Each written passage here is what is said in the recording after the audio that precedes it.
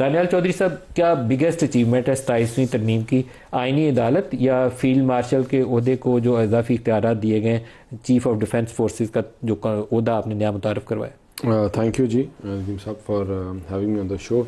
देखें, आप अगर इसकी बात करें तो मैं टोटलिटी के ऊपर बात करूँगा, और जो इसका स्पिरिट है वो ये है कि जमहूरियत मजबूत हो, पार्लियामान मजबूत हो, और पार्लियामान मजबूत हो और साथ ही आपके डिफेंसेस और आपके जो पूरा सेटअप है ये मजबूत हो।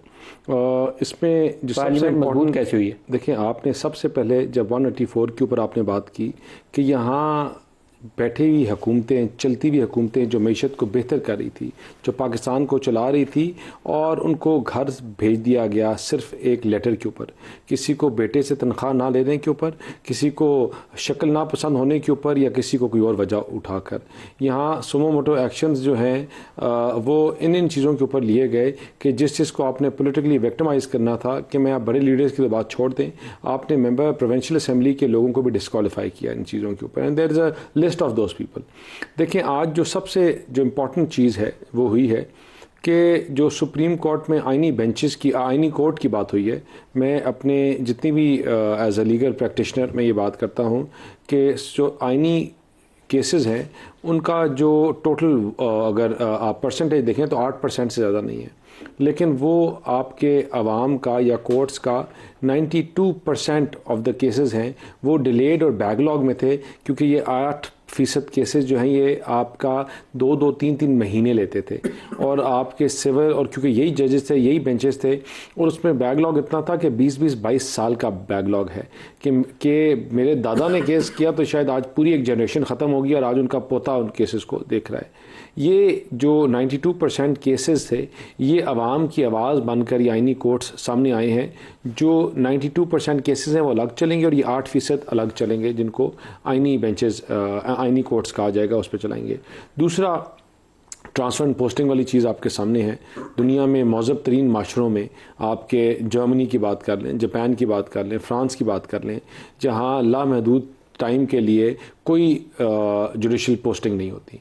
पीपल आर ट्रांसफर्ड और उनको मूव किया जाता है। उनको आप या मैं मूव नहीं करते, उनको वही लोग मूव करते हैं जो उनको इलेक्ट करते हैं, जो बॉडी उनको चूज़ करती है वही उनको मूव भी करती है। इसकी रीज़न क्या है कि इट्स ह्यूमन नेचर कि आपके लाइक्स और डिसलाइक्स हो जाते हैं। ह्यूमन नेचर के आपके कजन्स, नेफ्यूज़, लॉयर्स, चेंबर्स के जो लोग हैं वो अपना एक माफिया वहाँ बना लेते हैं।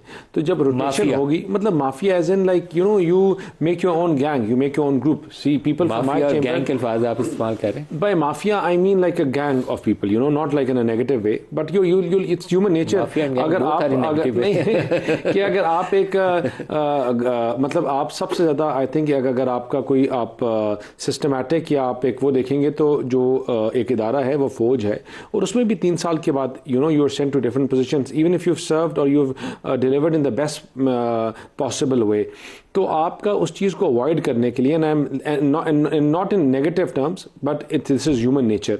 फिर इसी तरह आप देखें जो आज हमारा कल कचहरी में धमाका हुआ, उसके ऊपर बड़ा अनफॉर्चुनेट हमारे बच्चे, हमारे लोग शहीद हुए, लेकिन ये हमारी उस चीज़ की एक याद दहानी कराता है कि पाकिस्तान के जो दुश्मन हैं वो पाकिस्तान के पीछे हाथ धोकर पड़े हुए हैं। वो क्रॉस बॉर्डर टेररिज्म हो, वो हिंदुज़म हो, वो जो उनका एक नहीं, मैं एक चीज़ बताता हूँ, जो आपका पहले इंडिया के साथ हमारी जंग हुई जिसमें हमने उनके साथ जहाज़ गिराए, आपकी जो आपकी कोऑर्डिनेशन है डिपार्टमेंट्स के साथ, इदारों के साथ, पहले सिर्फ 3 किस्म की जंगें थी, पानी, आसमान और ज़मीन।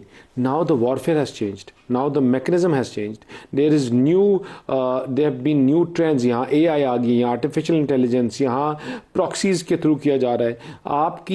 आपको you needed a position where that could connect to all these departments together, और इन चीज़ों को वॉर टाइम्स में एफिशिएंसी के लिए बड़ी ज़रूरी थी।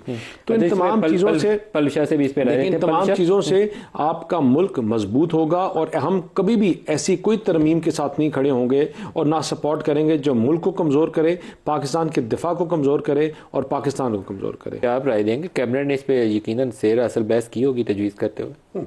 देखें, बिल्कुल मैंने जैसा पहले भी कहा कि इनकी चीज़ों के साथ ये बहुत सी वो चीज़ें हैं जिससे ये आज से कुछ साल पहले चीज़ों के ऊपर एग्री करते थे।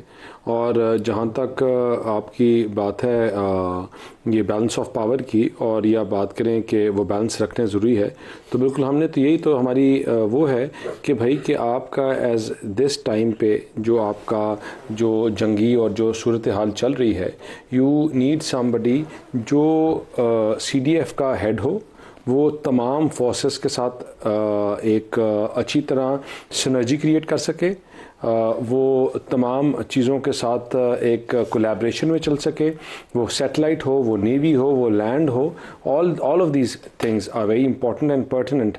और मैं आपको बताऊं कि जो एक क्लास में 2 बच्चे होते हैं, एक जो बहुत ज़बरदस्त पढ़ाई करता है और जब नंबर आते हैं तो उसका 2 आउट ऑफ 10 आते हैं, और एक बच्चा है जो डिफरेंट मेथडोलॉजी यूज़ करता है लेकिन उसके नंबर 9 आते हैं। तो यूजली जिसके 9 आते हैं तो फिर अगली बात उसकी मेथडोलॉजी है, उससे एग्री किया जाता है, और इसी मेथडोलॉजी के ज़रिए या तरीके से हम 7-0 स्कोर के ऊपर खड़े हैं।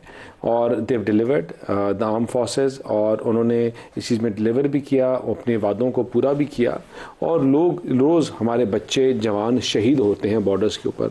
और जब ये आप when you have delivered on the promises that you have made for years, तो I think it was the right decision and right decision for the right synergy that will reciprocate in the time to come. And इंशाल्लाह इस decision से पाकिस्तान की जो borders हैं, हमारी मुल्क की सॉवरेंटी है, वो मजबूत भी होगी और ताकतवर भी होगी इंशाल्लाह। डॉक्टर साहब, मैं खाली एक चीज़ ऐड कर लूँ। मलिक साहब, आप जो बात कर रहे हैं ना, आप ये बात कर रहे हैं कि वही कमेटी जो जजेस को चूज़ करती है तब बिल्कुल ठीक है, तब कोई बायस नहीं है, लेकिन जब उसको एक टाइम का तयन करके वो कमेटी ये डिसाइड करे कि अब इसको रोटेशन में रखना है तो तब बायस्ड हो जाएगा। अब तो 26 आईनी तरमीम में जो जजों की तैनाती का तरीकाकार है ना, वो देखिए ना, गवर्नमेंट ओवरवेलमिंग आप उसको मुतासर कर सकते हैं, फैसले को आप मुतासर कर सकें या ना कर सकें, लेकिन कमेटी तो है ना भाई, कमेटी विल डिसाइड। जो कमेटी उसको चूज कर रही है जिसमें आपका बैलेंस जो है उसमें तमाम सेक्टर्स के लोग बैलेंस टिल्ट करता है टुवर्ड्स गवर्नमेंट, आपके उसमें मौजूद होंगे। तो गवर्नमेंट हयात हमने तो नहीं रहना, ये गवर्नमेंट हयात इन्होंने तो नहीं रहना या उन्होंने तो नहीं रहना। एक प्रोसेस है जो उनको चूज करता है। अगर तो या तो फिर आप कहें जजेस चूज ही सारे गलत हुए, तो फिर तो बात आपकी समझ आती है। अगर आप कहें कि आधा ठीक है और जब हांडी तीतर को जबा किया तब ठीक था, लेकिन आप जब हांडी में डाल के मसाले डाल दिए तब आप खराब कर रहे हैं। डॉक्टर साहब, मैं आपको प्रेसिडेंट कोई ऑफिस इम्यूनिटी होती है? नहीं, मैं बताता हूँ, नदीम साहब, प्रेसिडेंट के ऊपर केस कौन से लाइफ टाइम इम्यूनिटी क्यों ली? क्या किया है? क्यों ना ले? वो supreme commander of armed forces नहीं है? बिल्कुल रीजन भी बताते हैं। पहले मुझे बात बताएं, कोई इम्यूनिटी नहीं होनी चाहिए। नदीम साहब, पहले आपने बात की, इन्होंने कहा कि दुनिया में तो ऐसा कहीं नहीं होता जो पाकिस्तान में हो गया। मेरे भाई, पहले फ्रांस और जर्मनी की बताएं। फ्रांस में तो सरकोजी को पकड़ के उन्होंने सजा दे दी। एक सेकंड, सरकोजी के पास जाएंगे, सरकोजी के पास जाते हैं ऊपर। पहले जुडिशियल सिस्टम की बात करते हैं। जुडिशियल सर्विस कमीशन है जो ट्रांसफर और फ्रांस में सरकोजी को सजा दी। सरकोजी तक पहुंचेंगे ना, अभी सरकोजी से पहले निकल जाए ना सर। तो वो जुडिशियल सर्विस कमीशन डिसाइड करता है, वो टाइम डिफाइंड है कि किसी जगह 3 साल है, जापान में 3 ईयर्स है, साउथ कोरिया में 3 से 5 साल है, बांग्लादेश में 2 से 3 साल है। इंडिया की एग्जाम्पल नहीं, इंडिया चले जाइए, इनको वैसे ही बड़े उनसे प्यार है। मुझे बात बताएं, मैं आप इन तमाम मुल्कों की जो बात कर रहा हूँ, ये मौजब तरीन माशरे हैं। यहाँ आपका जो सिस्टम उनको सिलेक्ट करता है, जजेस को करता है, वो जो मुसलमानों पे जुल्म हो रहे हैं, जो मस्जिद को कौन सा सुप्रीम कोर्ट इंडिया का कोर्ट बोला उनके लिए? क्या करता है? आपका हिंदुत्व माइंडसेट जो है, लाखों लोगों को उन्होंने किसी सिटीजन का राइट प्रोटेक्टेड है। अमेरिकन अदालत ने किसका राइट? नहीं, हमारी अदालत ऐसा नहीं करती कि यहाँ आपकी हमारी अदालत की चीफ जस्टिस खुद चला गया था, अच्छा था या बुरा था। जब ब्लास्ट हुआ था और वहाँ हम इनकी आवाज मानते हैं, हमारे पे जुल्म हुआ था, हमारे ऐसा नहीं है। और हम सब कौम एक आवाज बन जाती है, कहीं भी कभी ऐसा सिस्टम किया हो। जब मैं उसकी न्यूयॉर्क के मेयर का जवाब नहीं आपने देना, सुनो, न्यूयॉर्क के मेयर की बात सुन रहा था, उसने कहा कि मैं इस चीज की मिसाल सरकोजी का बताएंगे उसको, आप दोनों वाले केस में सर पाकिस्तान में आप दोनों वाले केस में करप्शन पे सजा नहीं हुई, वहां पे सरकोजी को होगी। आपके आर्मी चीफ को अगर इम्यूनिटी है, दानियाल चौधरी साहब, शाह खान और हुमायूं अहमद साहब, सबका शुक्रिया।